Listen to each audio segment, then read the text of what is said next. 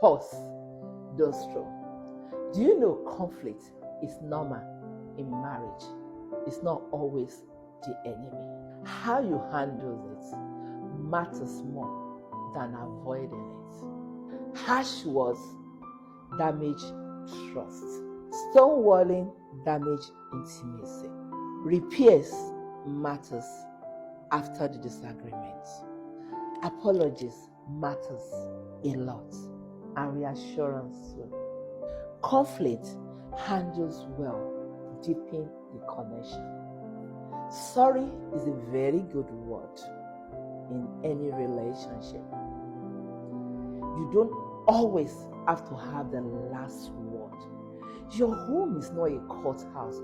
Why must you win all the argument? Do you know some days silence is power?